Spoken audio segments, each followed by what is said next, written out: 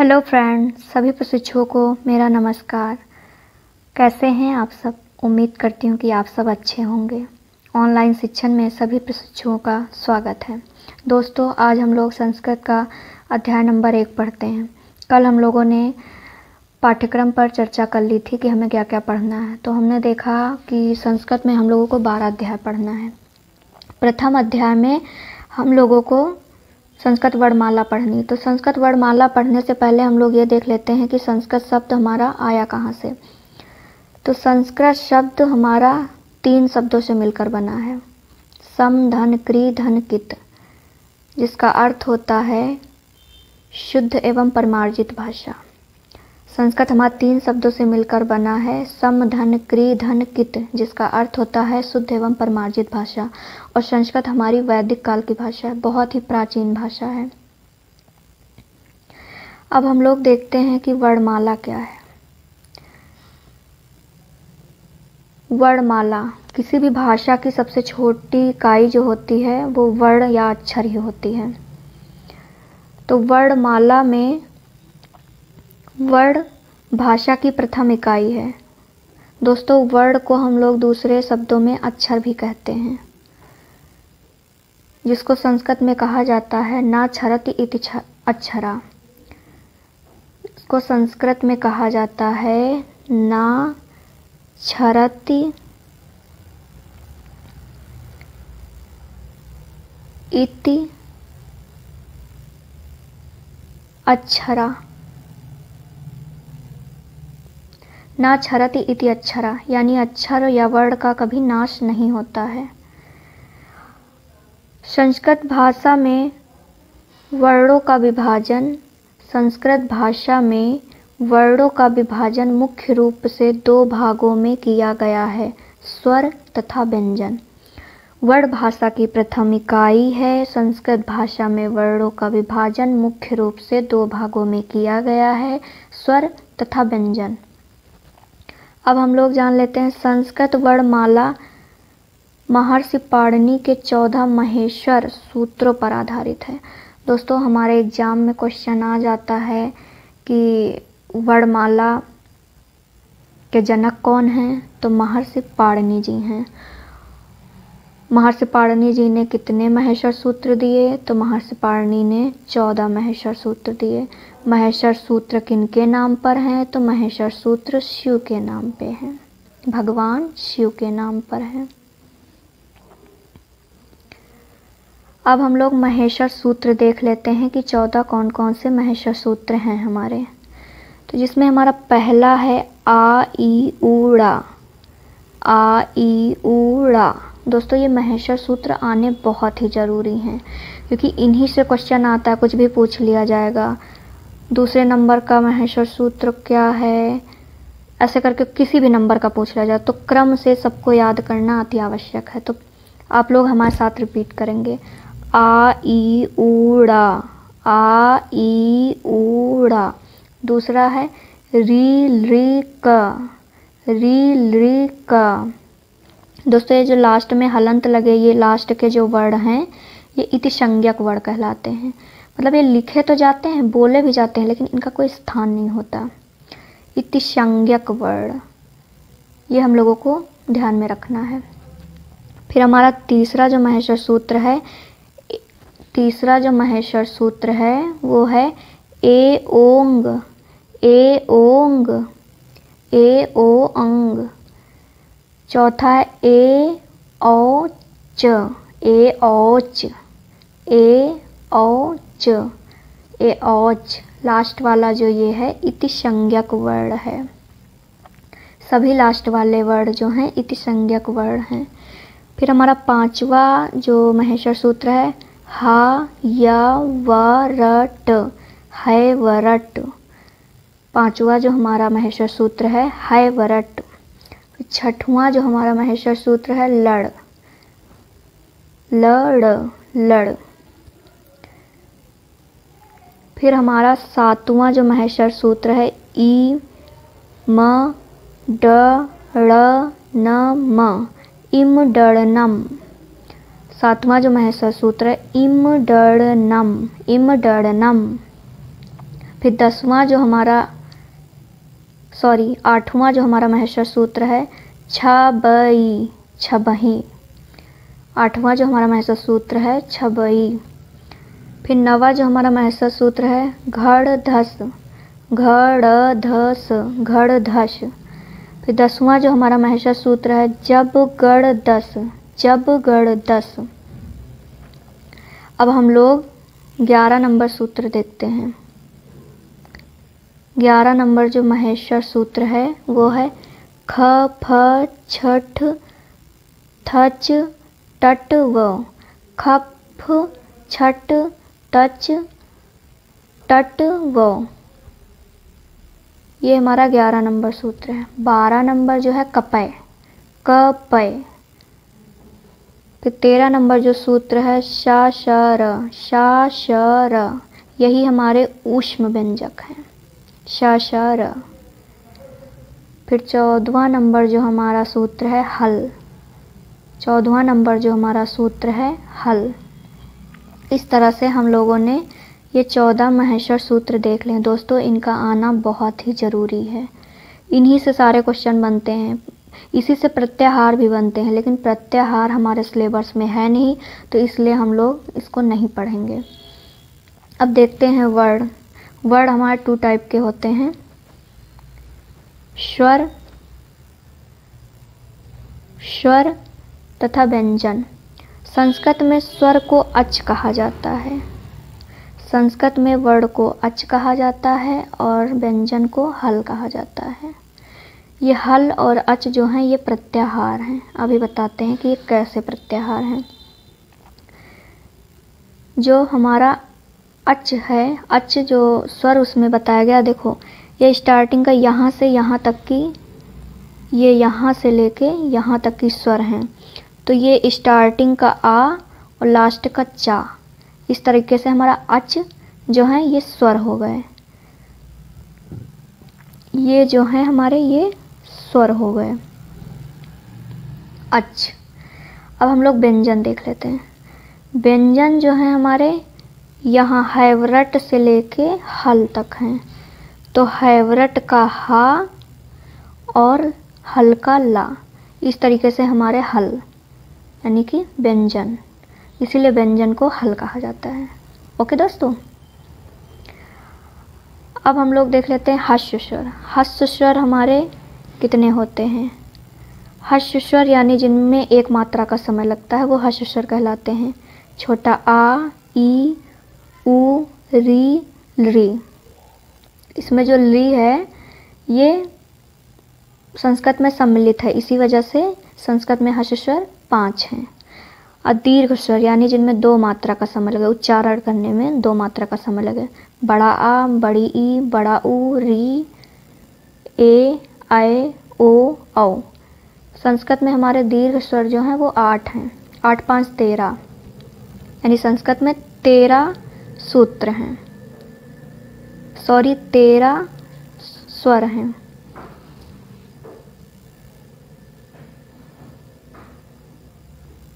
अब हम लोग व्यंजन के भाग देख लेते हैं। व्यंजन के भाग, व्यंजन हमारे सबसे पहले देखते हैं स्पर्श व्यंजन। स्पर्श व्यंजन हमारे 25 होते हैं। ये का वर्ग, चा वर्ग, टा वर्ग, ता वर्ग, पा वर्ग। तो का वर्ग का उच्चारण स्थान कंठ है, चा वर्ग का तालु है, टा वर्ग का मूर्धा है, ता वर्ग का दंत है और पा वर्ग का ओष्ठ है।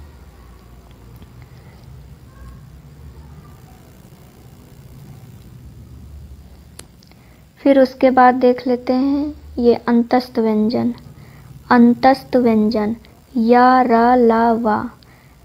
अंतस्थ व्यंजन हमारे 4 होते हैं और स्पर्श व्यंजन की संख्या 25 होती है। या, रा, ला, वा। फिर ऊष्म व्यंजन सा, शा, शा, हा, शा, शा, शा, हा। सॉरी, यहाँ पे ये वाला सा होगा, ये वाला शा, शा, शा, हा। उसके बाद अयोग्य वाह, जो स्वर में अयोग्य वाह 2 होते हैं, अंग, आह, अंग, आह। संयुक्त व्यंजन, संयुक्त व्यंजन होते हैं छा, त्र्या, ज्ञा, स्रा, छात्रा, ज्ञा, स्रा। और ये विद्यालय वाला धा, द्वंद्व वाला दा। इसमें छा संयुक्त व्यंजन वो कहलाते हैं जो दो व्यंजनों से मिलकर बने होते हैं। इसमें देख लेते हैं कि ये किन किन वर्णों से मिलकर बने हैं। हमारा छा जो है का धन शा से मिलकर छा बना है। त्रा जो है हमारा ता धन रा से मिलकर त्रा बना है।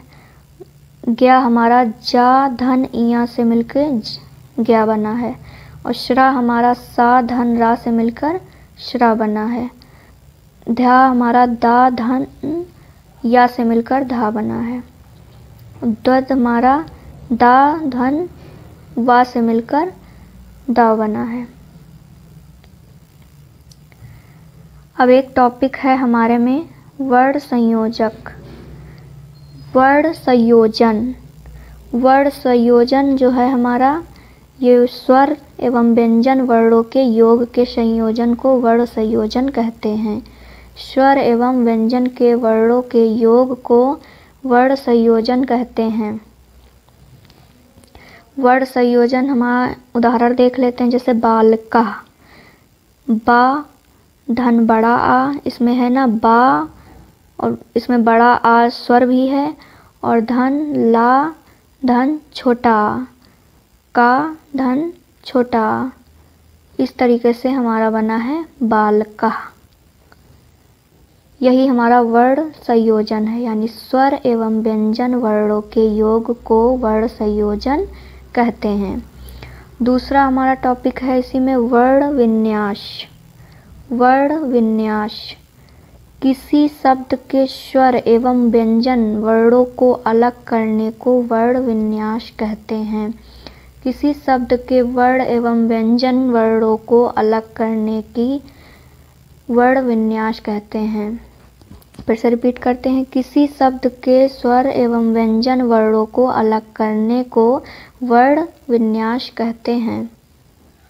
उदाहरण देख लेते हैं, जैसे बाला,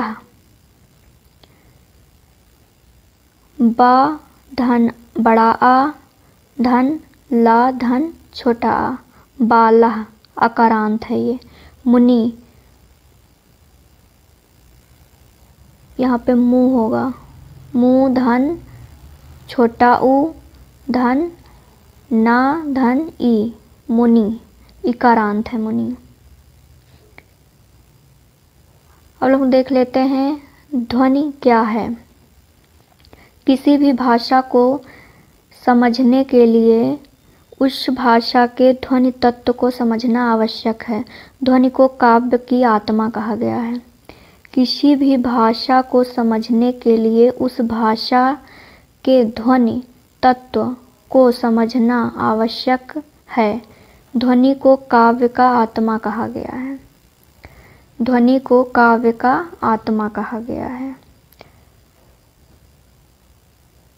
फिर से रिपीट करते हैं एक बार, ध्वनि क्या है। किसी भाषा को समझने के लिए उस भाषा के ध्वनि तत्व को समझना आवश्यक है। ध्वनि को काव्य की आत्मा कहा गया है। अब हम लोग ध्वनि तंत्र क्या है इसके विषय में जानते हैं। ध्वनि तंत्र, ध्वनि प्रक्रिया में प्रयुक्त होने वाले सभी अंगों को ध्वनि तंत्र कहते हैं। ध्वनि प्रक्रिया में प्रयुक्त होने वाले सभी अंगों को ध्वनि तंत्र कहते हैं, जो निम्नवत हैं।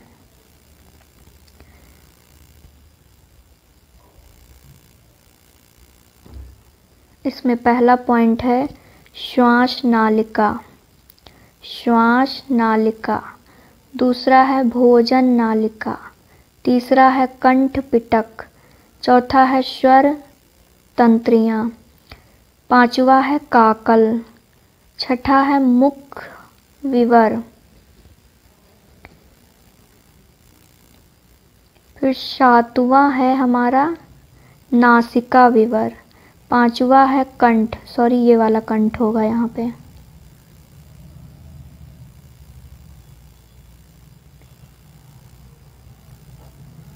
ये वाला कंठ होगा, रॉन्ग लिखा है यहाँ पे।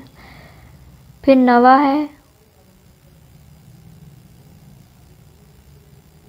कोमल, नवा है हमारा कोमल। 10वां हमारा है तालु, 11वां है मूर्धा। फिर 12 नंबर पे है वत्स एवं दंत, वत्स एवं दंत। 13 नंबर पर है नासिका, 14 नंबर पर है ओष्ठ, 15 नंबर पर है जिह्वा एवं जिह्वा मूल। ये हमारे ध्वनि तंत्र हैं। इसमें ध्वनि तंत्र में हमें एक एक चीज़ें ज़्यादा नहीं पढ़नी, बस ऐसे क्वेश्चन आ जाएगा कि ध्वनि तंत्र क्या होता है, मतलब परिभाषा लिखिए, या फिर आ गया लिखने को कि ध्वनि तंत्र कितने टाइप के होते हैं, ये लिखिए। तो आपको सिर्फ कुछ नाम याद रखने, अगर पूरे नाम याद रख पाए तो बहुत ही अच्छी बात है। अगर नहीं याद हो पा रहा है तो जितने याद हो सके उतने, कम से कम 5, 6, 7 तो याद ही कर लेने चाहिए। उतने याद हो जाएंगे उतना भी लिख देंगे आप तो आपको नंबर मिल जाएगा। 15 के 15 लिखना ज़रूरी नहीं है। अब हम लोग स्वर का उच्चारण स्थान देख लेते हैं। कंठ से जो हमारे स्वर उच्चारित होते हैं वो है छोटा आ, बड़ा आ। छोटा आ, बड़ा आ हमारा कंठ से उच्चारित होता है। तालु से छोटी ई, बड़ी ई उच्चारित होती है। ओष्ठ से छोटा ऊ, बड़ा ऊ उच्चारित होता है। मूर्धा से छोटी री, बड़ी री उच्चारित होती है। और दंत से छोटी ली और बड़ी ली उच्चारित होती है। ये हमारे स्वर के उच्चारण स्थान हैं।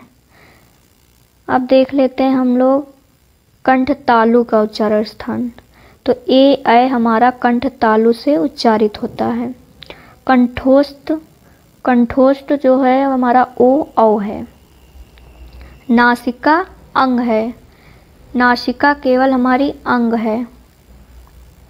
आह जो है वो हमारा कंठ से उच्चारित होता है। कंठ तालु से ए ऐ, कंठोस्थ से ओ औ, नासिका से अंग, कंठ से आह।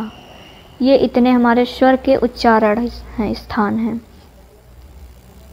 अब हम लोग प्रयत्न देख लेते हैं। हमारे सिलेबस में टॉपिक है प्रयत्न। वर्णों के उच्चारण करने की चेष्टा को प्रयत्न कहते हैं, यानी हम लोग जो है बोलने का प्रयास करते हैं वो हमारा प्रयत्न कहलाता है।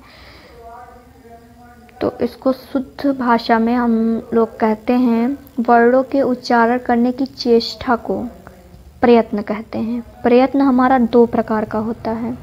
देख लेते हैं कि कौन कौन से हमारे प्रयत्न होते हैं। तो हमारा जो पहला प्रयत्न है वो है अभ्यांतर प्रयत्न। अभ्यांतर प्रयत्न मतलब जो अंदर से प्रयास करते हैं बोलने का, वो हमारा अभ्यांतर प्रयत्न है। और दूसरा हमारा है बाह्य प्रयत्न, यानी जो बाहरी हमारे प्रयत्न होते हैं वो हमारे बाहरी प्रयत्न हैं, यानी बाह्य प्रयत्न। अब हम लोग देख लेते हैं अभ्यांतर प्रयत्न।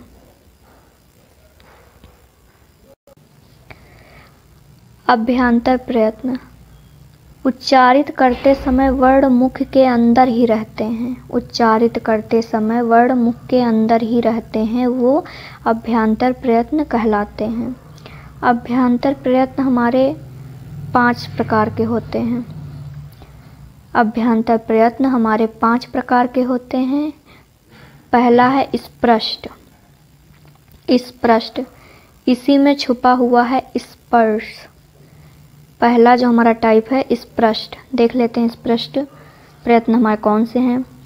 इस प्रयत्न में कंठ, दोस्तों यहाँ भी कंठ गलत लिखा हुआ है, कंठ। इस प्रयत्न में हमारा कंठ, तालु, मूर्धा, दंत, जिह्वा का स्पर्श करना पड़ता है। यानी इस प्रयत्न में कंठ, तालु, मूर्धा, दंत को जिह्वा का स्पर्श करना पड़ता है, वो हमारे स्पष्ट प्रयत्न कहलाते हैं। उदाहरण में देख लेते हैं हम समस्त स्पर्श व्यंजन, यानी का से लेकर माँ तक। का से लेकर माँ तक, यानी का वर्ग, का वर्ग, का वर्ग, चा वर्ग, टा वर्ग, ता वर्ग और पा वर्ग, ये सभी हमारे स्पष्ट प्रयत्न में आते हैं। ये सभी हमारे स्पष्ट प्रयत्न में आते हैं। अब हम लोग देख लेते हैं ईषद स्पष्ट। ईषद स्पष्ट, इसमें जिह्वा उच्चारण स्थानों को थोड़ा स्पर्श करती है। देख रहे थे हम लोग स्पष्ट में जो हमारे कंठ तालु मूर्धा था वो ज़्यादा स्पर्श कर रहा था, जिह्वा मतलब पूर्ण रूप से स्पर्श कर रही थी। और ईषद स्पष्ट में जो ये सब उच्चारण जितने हमारे तंत्रिकाएं हैं, कंठ तालु मूर्धा दंत इत्यादि, वो सब जिह्वा को कम स्पर्श करेंगी, यानी थोड़ा स्पर्श करेंगी। उदाहरण में समस्त अंतस्थ व्यंजन। अंतस्थ व्यंजन हमारे 4 होते हैं, या, रा, ला, वा। या, रा, ला, वा, ये इतने हमारे ईषद स्पष्ट में आते हैं प्रयत्न में। तीसरे नंबर पे हम लोग देख लेते हैं विव्रत। विव्रत, इसके उच्चारण में मुख खोलना पड़ता है। इस प्रयत्न में जो उच्चारण करना होता है उसमें मुख हमारा खुला रहता है, यानी मुंह जो है खुला रहता है।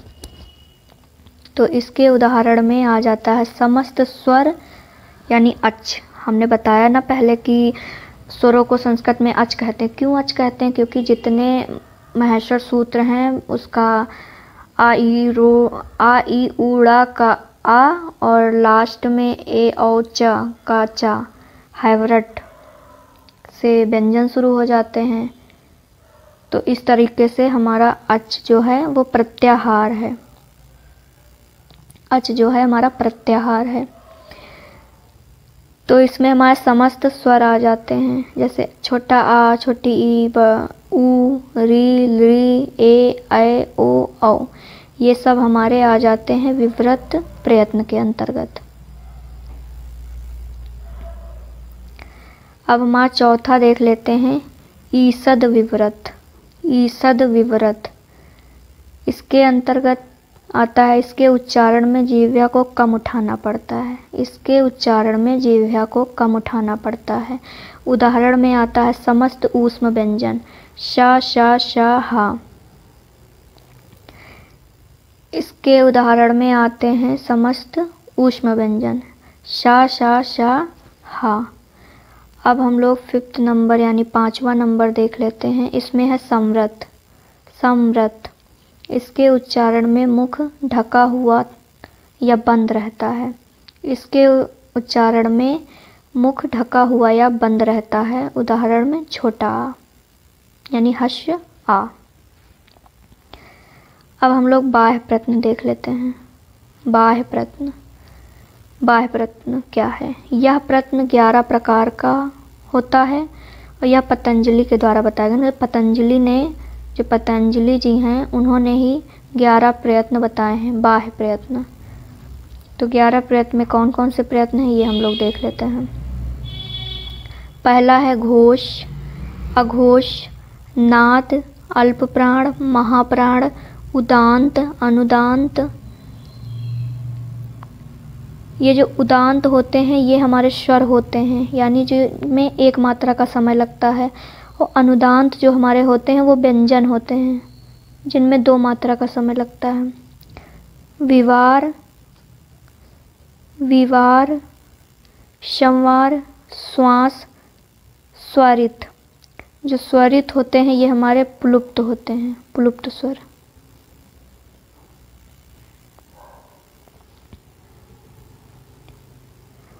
अब हम लोग कुछ महत्वपूर्ण तथ्य देख लेते हैं जो इम्पोर्टेंट हैं। पहला, संस्कृत वर्णमाला में स्वरों की संख्या 13 होती है। संस्कृत वर्णमाला में व्यंजनों की संख्या 33 होती है। संस्कृत वर्णमाला में स्वरों की संख्या 13 होती है। संस्कृत वर्णमाला में व्यंजनों की संख्या 33 होती है। संस्कृत वर्णमाला में कुल वर्णों की संख्या 46 होती है। तो क्वेश्चन आ जाता है कभी कभी कि संस्कृत वर्णमाला में स्वर कितने होते हैं? तो 13 होते हैं। संस्कृत वर्णमाला में व्यंजन कितने होते हैं? तो 33 होते हैं। संस्कृत वर्णमाला में कुल वर्ण कितने होते हैं? तो 46 होते हैं। और दोस्तों प्रयत्न में भी क्वेश्चन इस टाइप से आता है कि प्रयत्न कितने टाइप के होते हैं, या फिर प्रयत्न की परिभाषा लिखने को आ गई, या फिर प्रयत्न कितने टाइप के होते हैं, अभ्यंतर प्रयत्न कितने टाइप के होते हैं, और बाह्य प्रयत्न कितने टाइप के होते हैं, या पतंजलि महोदय ने बाह्य प्रयत्न कितने टाइप के बताए हैं, ये सब ऐसे आ जाता है। वर्णों के स्वर से उत्पन्न भेद 3 हैं। उदंत, उदांत, अनुदांत, स्वरित। तो उदांत हमारे जो हैं हश्य हैं, और अनुदांत हमारे दीर्घ हैं, दीर्घ। और स्वरित जो हैं हमारे वो प्लुप्त हैं। अभी मैंने पहले बताया वही। काल के आधार पर वर्णों के 3 भेद होते हैं। ये वर्ण के स्वर के उत्पन्न 3 भेद हैं, और ये काल के आधार पर वर्णों के 3 भेद हैं। हश्य स्वर, दीर्घ स्वर, प्लुप्त स्वर।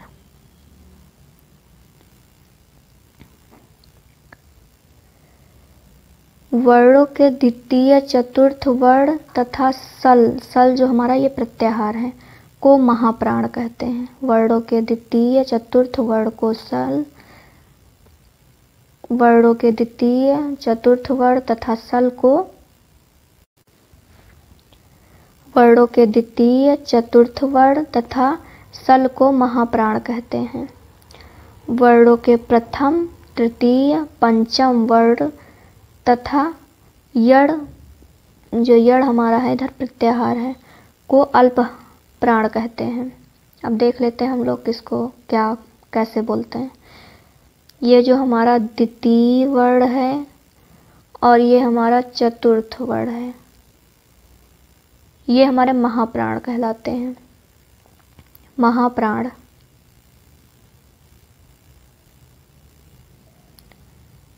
या इनको सल प्रत्याहार भी कहते हैं। सल प्रत्याहार।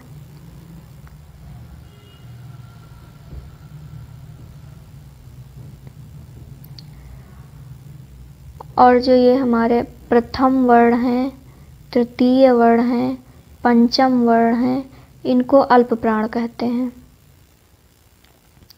अल्प प्राण यानी बोलने में जो कम एनर्जी लगे वो अल्प प्राण, और जिसमें ज़्यादा एनर्जी लगे वो महाप्राण।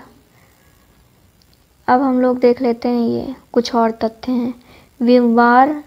विवार एवं श्वास अघोष में खर वर्ण आते हैं। ये यहाँ पे जो खर है, खर, ये हमारा प्रत्याहार है।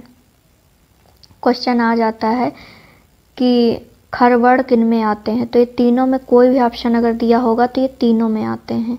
या फिर ऐसे पूछ लिया कि श्वास में कौन से वर्ण आते हैं, तो बहुत सारे प्रत्याहार दे देगा, तो जिसमें हमें सिर्फ खर चुनना है, उसी पे विकल्प वही चुनना है जिसमें खर लिखा होगा।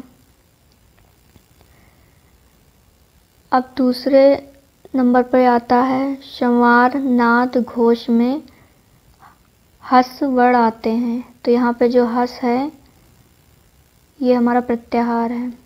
इसमें भी क्वेश्चन ऐसे ही आ जाता है कि हस वर्ण किन में आते हैं, तो संवार नाद घोष कोई भी दिया होगा वो उसी में होगा।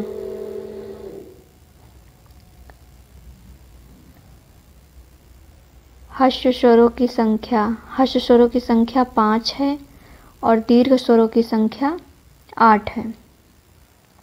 हर्ष स्वरों की संख्या 5 है और दीर्घ स्वरों की संख्या 8 है।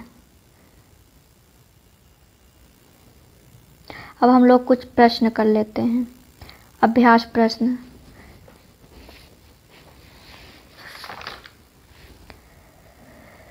पहला प्रश्न है हमारा,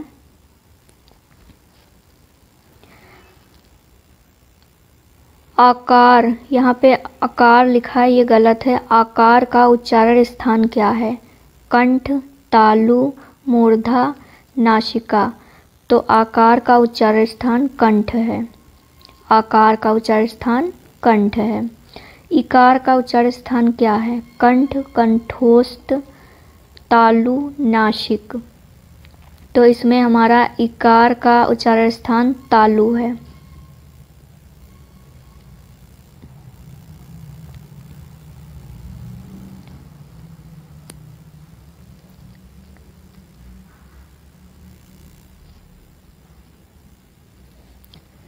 ऋकार का उच्चारण स्थान क्या है? ऋकार का उच्चारण स्थान क्या है? मूर्धा, कंठ, नासिका, तालु। तो ऋकार का उच्चारण स्थान है मूर्धा। ऋकार का उच्चारण स्थान है मूर्धा। का वर्ग का उच्चारण स्थान क्या है? तालु, नासिका, कंठ, दंत। तो का वर्ग का उच्चारण स्थान है कंठ। उपकार पा वर्ग का उच्चारण स्थान क्या है? उपकार पा वर्ग का उच्चारण स्थान क्या है? ओष्ठ। पा वर्ग का उच्चारण स्थान ओष्ठ है। फिर हमारा छठवां है इम डर्नम का उच्चारण स्थान क्या है? नासिका, ओष्ठ, कंठ, दंत। तो हमारा इम डर्नम का उच्चारण स्थान नासिका है। इम डर्नम का उच्चारण स्थान नासिका है। अधोलिखित में किसका उच्चारण स्थान कंठ तालु है? छोटा ऊ, री, ए, ओ। तो हमारा राइट आंसर हो जाएगा ए। अधोलिखित में किसका उच्चारण कंठोष्ठ है? ली, ए, ई, औ। इया।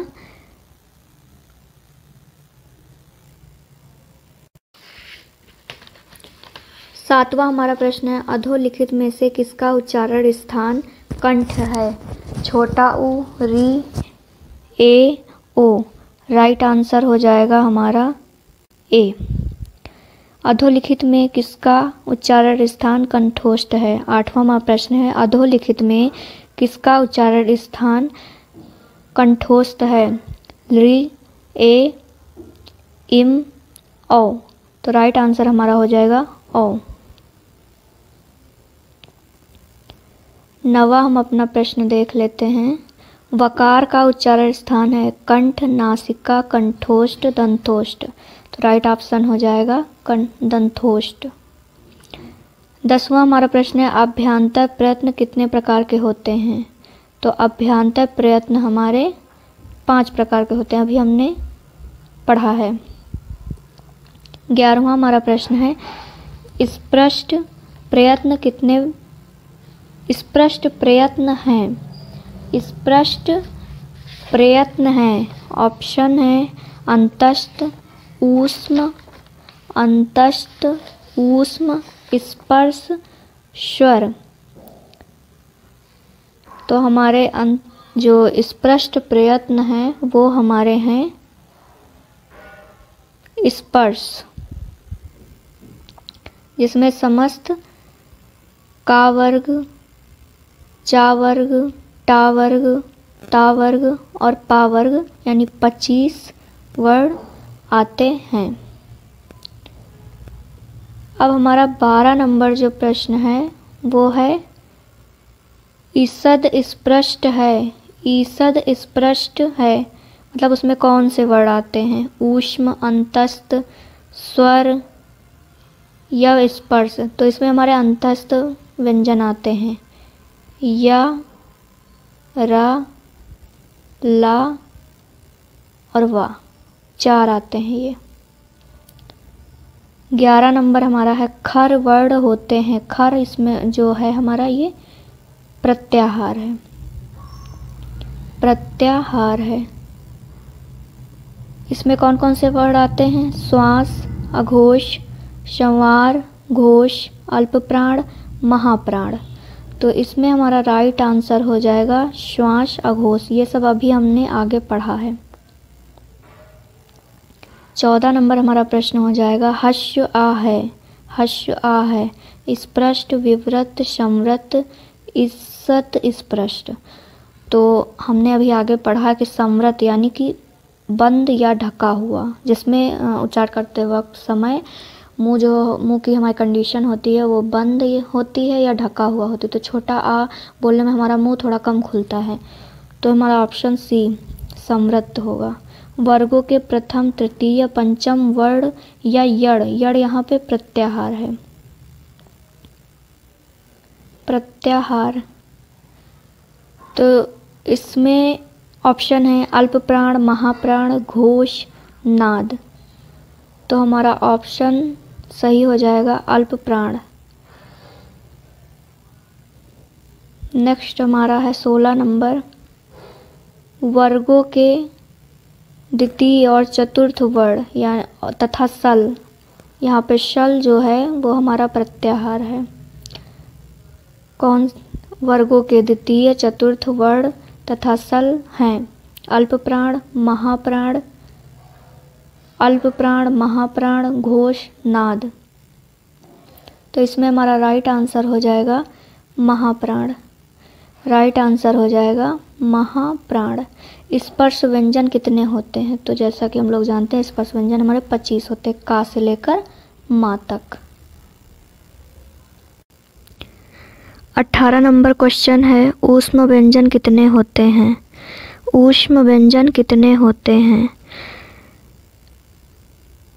4, 2, 3, 6। राइट आंसर हो जाएगा 4। 19 नंबर क्वेश्चन है, अंतस्थ व्यंजन कितने होते हैं? 4, 2, 3, 6। अंतस्थ व्यंजन हमारे 4 होते हैं, या, रा, ला, वा। और हमारे ऊष्म व्यंजन भी 4 होते हैं, शा, श, श और हा। 20 नंबर हमारा क्वेश्चन है, संस्कृत वर्णमाला में कितने वर्ण हैं? संस्कृत वर्णमाला में कितने वर्ण हैं? 46, 49, 45, 50। तो राइट आंसर हो जाएगा ए, 46। संस्कृत वर्णमाला में 46 वर्ण होते हैं। बहुत सारे प्रशिक्षुओं ने कमेंट बॉक्स में कमेंट किया था कि मैम क्लास कितने टाइम आएगी? तो बेटा क्लास शाम 6 बजे मिलेगी। ज़्यादातर रेगुलर ही क्लास मिलेगी संस्कृत की आप लोगों को। उसमें से एक बच्ची ने कमेंट किया था कि मैम संधि हम लोगों को कितनी पढ़नी है? तो बेटा जो दूसरा हम लोगों का अध्याय है वो संधि का ही है, तो उसमें आप देख लीजिएगा, आपको समझ में आ जाएगा कि कितनी संधियां हैं और किस तरह से पढ़ना है। और अगर आप लोगों को ये वीडियो अच्छा लगा हो तो प्लीज़ लाइक, सब्सक्राइब और कमेंट करना मत भूलिएगा। धन्यवाद।